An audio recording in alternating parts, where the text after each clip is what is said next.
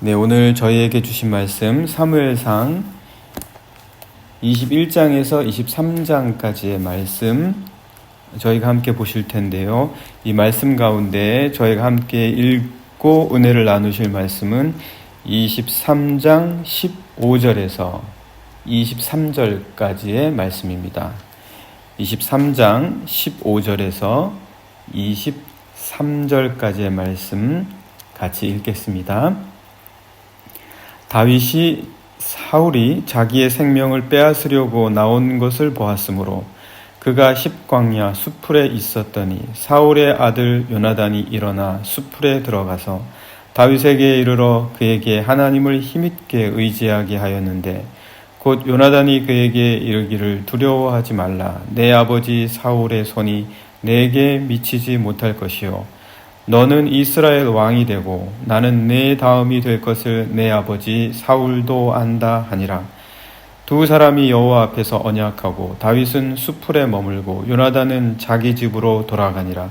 그때 10사람들이 기브아에 이르러 사울에게 나와 이르되 다윗이 우리와 함께 광야 남쪽 하길라산 수풀 요새에 숨지 아니하였나이까. 그러하온즉 왕은 내려오시기를 원하시는 대로 내려오소서. 그를 왕의 손에 넘길 것이 우리의 의문이다 하니 사울이 이르되 너희가 나를 긍휼히 여겼으니 여호와께 복받기를 원하노라.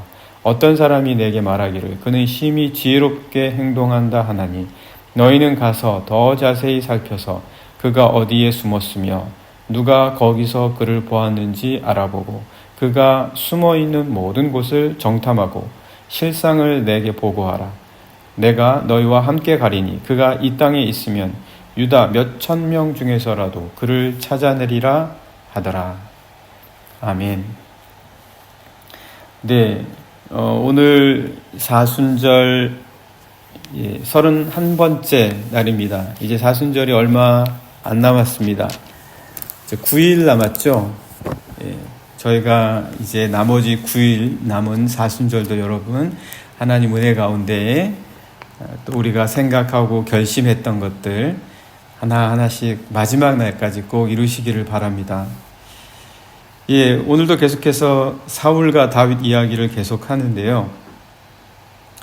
이 사울이 지금 악령이 내려치면 정신적인 고통과 그 심령에 매우 심한 압박감을 느끼게 되었다라고 했지요. 하나님과의 관계보다는 사람과의 관계가 중심이다 보니까 항상 그 사람이 염려가 되고 걱정이 되고 그런 거예요. 그래서 이제 그 타겟이 사울의 타겟이 다윗이 된 거죠. 그래서 이 다윗을 쫓아다니느라고 정신을 다 쏟습니다. 다윗이 그래서 사울로부터 도망을 가지 않습니까? 도망을 가서 놉 땅으로 갑니다. 놉 땅은 이제 예루살렘이나 기브아에서 그렇게 멀지 않은 곳입니다. 그렇게 멀지 않은 곳인데 실로 다음에 놉 땅에 제사장들이 많이 살았습니다. 거기에 이제 성막이 있게 되기도 하고 그리고 실로에 있던 제사장의 가문들이 놉 땅에 가서 많이 살았기 때문에 제사장들이 많이 살았어요. 그런데 다윗이 사울을 피해서 놉 땅으로 가거든요. 사울이 늘 함께 데리고 다녔던 다윗이니까 그런 다윗이 제사장들이 땅 놉으로 와서 그들과 만났을 때 제사장들은 당연히 다윗을 잘 맞이하지 않았겠습니까? 어떤 관계가 그들 사이에서 일어나서 벌어졌는지 알 턱이 뭐가 있겠어요. 그래서 배가 고프다고 하니까 진설병에서 물려낸 떡을 주고 그리고 또 혹시 무기로 삼을 만한 게 없냐 그랬더니 안 줄 수 없잖아요. 사울에 가까운 사울을 보좌하는 그런 사람이었었고 다윗이 누군지 모르지 않고 그러니까 이전에 너가 골리앗과 싸울 때에 그 골리앗이 가졌던 칼이 있다. 그것밖에 없는데 그거라도 주랴.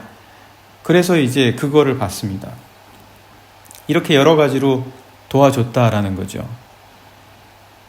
그런데 이렇게 도와준 걸 가지고 사울이 나중에 그거를 알게 돼요. 도액이라는 사람이 거기에 있어서 그날에 있었던 걸 다윗한테 다 이야기하거든요. 그러니까 그 일로 인해서 그곳에 있는 제사장, 모든 제사장들과 그 가족들을 다 죽이는 거예요. 그러니까 이제 분별력을 잃은 거예요.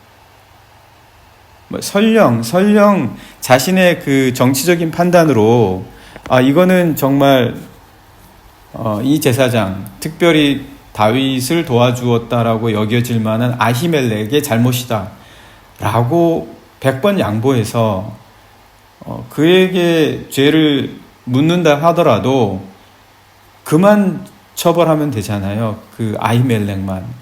그런데 그게 아니라 아히멜렉뿐만 아니라 놉 땅에 사는 제사장의 가문을 다 멸절하는 거예요. 그가 미우니까 그와 관련된 사람도 다 미운 거예요. 이게 뭐죠? 집착입니다. 집착. 분별력을 잃는 거예요. 판단을 제대로 못하는 거예요. 내가 싫은 사람이 있는데 그 사람하고 관계된 사람도 다 싫은 거예요. 한번 어떤 것에 꽂힌다라고 얘기하죠. 집착하면 제대로 된 판단을 못하는 거예요. 누가 나에게 그리고 이 관계에서 어떤 판단을 내려서 정말 바르게 해야 할 범위가 어디까지인지를 모르는 거예요. 판단을 제대로 못하는 거죠. 그뿐만이 아닙니다. 그뿐만이 아니라 이제 그일라라는 땅이 있었어요. 블레셋하고의 그 국경에 위치한 곳인데 그일라가 공격을 받습니다. 블레셋한테. 그러면은 사울이 왕 아니에요. 가서 도와줘야 된단 말이죠. 그런데 사울이 돕지 않고 오히려 다윗이 가서 돕습니다. 그일라 사람들을 블레셋으로부터. 그러면 왕이라면 자기 백성들이 블레셋에 공격을 받고 있잖아요. 그러면 다윗이 비록 자신이 미워하는 사람이라 할지라도 그도 가서 도와야 된다고요. 그일라 사람들을. 자기 백성이니까.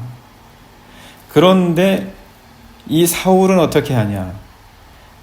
자기가 가서 다윗을 죽일 생각을 하는 거예요. 그일라 사람들을 지켜줄 생각을 안 하고. 그러니까 지금 이 사울이 분별력을 잃은 거예요. 뭐 하나에 집착을 하게 되니까 분별력을 잃어서 누구를 공격해야 되고 또 누가 적인지 제대로 판단을 못하는 거예요. 왜 그렇습니까? 이렇게 되는 이유가 뭐냐? 집착은 사실은 불안에서 오는 거예요. 불안. 이게 내 것인데 이걸 빼앗기면 어떡하나? 내가 가져야 되는데, 내가 소유해야 되는데, 이런 불안에서 오게 된다. 자신의 내부의 가장 깊은 곳에서부터 깨어지는 거예요. 뭔가 부조화가 생겨나게 되는 거죠. 이런 불안에서부터 시작된 집착, 그 집착이 이제 분별력을 잃게 하는 거죠. 그래서 사람들과의 관계를 다 망가뜨리는 거예요. 저희가 한번 잠깐 말씀을 볼까요? 사울이 어떻게 집착을 하면서 그의 심리가 망가지게 됐냐. 22장 8절을 보시면 사울이 이렇게 이야기합니다. 너희가 다 공모하여, 언제 다 공모를 했습니까? 혼자 스스로 이렇게 지금 상상에 빠지는 거예요. 너희가 다 공모하여 나를 대적하며 내 아들이 이새의 아들과 맹약하였으되, 뭐 아들까지 의심하는 거예요. 이거 아주 심각합니다. 집착이. 예. 내게 고발하는 자가 하나도 없고 나를 위하여 슬퍼하거나 내 아들이 내 신하를 선동하여. 정말 웃기죠.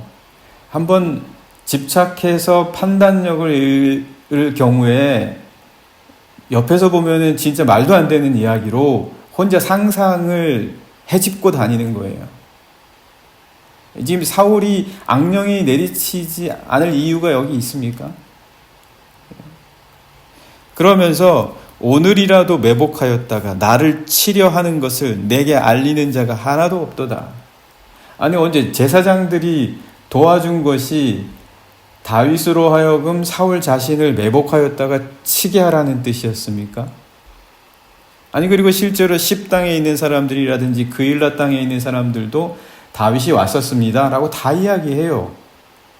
놉당의 제사장 아히멜렉도 왔었습니다. 그래서 우리가 이거를 줬습니다. 떡도 주고 칼도 줬습니다. 다 얘기해요. 누가 몰래 매복을 했다가 그를 친단 말입니까? 이거 완전히 상상의 나래를 펼치는 거죠. 이 집착이 굉장히 위험합니다. 악령이 내려치는 거예요. 집착은 이렇게 분별력을 잃게 할 뿐만 아니라 또 어떤 일을 가져오냐? 쓸데없이 낭비하게 만듭니다. 쓸데없이 내 힘, 내 에너지, 내게 주신 귀한 자원들, 내게 주신 많은 것들을 쓸데없이 낭비하게 해요. 집착하게 되면요. 예, 아까 말씀드린 것처럼 그일라에 이제 다윗이 또 피해서 그 사람들을 돕고 한다고 이야기하지 않았습니까? 그런데 이제 또 그리고 나서는 또 십당에 가서 또 숨죠. 그러니까 그 온 사람들을 다 다윗을 쫓고 찾는데 동원하는 거예요. 너희들 다 다윗을 쫓아다녀라 라고 만들어버리는 거예요. 이게 엄청난 낭비죠. 왜 엄한 사람들을 자신의 집착 때문에 시간을 소비하게 하고 물질을 허비하게 하고 에너지를 다 쏟게 합니까? 그래서 엉뚱한데 제대로 써야 될 곳에 쓰지 않고 엉뚱한데 낭비하게 한다. 뭐가요? 집착이에요. 집착이 그렇습니다. 내가 하는 생각과 힘과 모든 시간들을 정말 써야 될 때 안 쓰니까 다른 삶은 다 망가지는 거예요. 다른 삶은 다 망가진다. 그래서 23장 22절을 말씀 보시면 제 십당에 있는 사람들에게 사울이 이렇게 이야기하는 거예요. 23장 22절 보시면 오늘 우리가 말씀 읽은 거죠. 어떤 사람이 내게 말하기를 그는 심히 지혜롭게 행동한다 하나니 너희는 가서 더 자세히 살펴서 그가 어디에 숨었으며 누가 거기서 그를 보았는지 알아보고. 지금 이런 거 살피고 알아볼 때입니까? 백성들이 이 사울의 집착 때문에. 23절도 보시면 그가 숨어 있는 곳 모든 곳을 정탐하고. 이게 정말 어이가 없는 일이죠. 왕이 백성들에게 지금 자신이 집착해서 쫓는 사람을 위해서 이런 모든 것들을 버리는 것이 얼마나 국가적인 낭비요. 이 백성들에 대한 낭비입니까? 실상을 내게 보고하라. 뭐 이런 걸 다 보고하라고 하고 이거를 보고해야 됩니까? 내가 너희와 함께 가리니 그가 이 땅에 있으면 유다 몇 천 명 중에서라도 내가 그를 찾아내겠다. 이게 엄청난 집착이다. 엄청난 집착이다. 그래서 여러분, 우리가 우리 삶에서 나도 모르게 집착할 때가 있어요. 뭐 정도의 차이는 있겠죠. 어느 정도의 집착은 우리도 뭐 다 있지 않겠습니까? 그리고 적절한 집착은 뭐 굳이 나쁘지 않고 또 좋게 우리가 사용만 한다면야 뭐 그렇다면 집착이라는 표현을 쓰지는 않겠지만, 그런데 이게 이런 사울과 같은 이런 집착, 분별력을 잃어버릴 정도의 집착, 그리고 정말 써야 할 곳에 쓰지 않고 낭비하고 허비하는 집착. 그게 물질이 됐던, 시간이 됐던, 내 힘이 됐던, 지혜가 됐던, 이런 것들을 제대로 사용하지 못하는 상황이 되는 집착. 이런 것들은 정말 위험하다. 우리가 이런 것들을 내가 너무 지나친 집착을 하고 있지는 않은가 생각할 수 있어야지 된다라는 것이죠.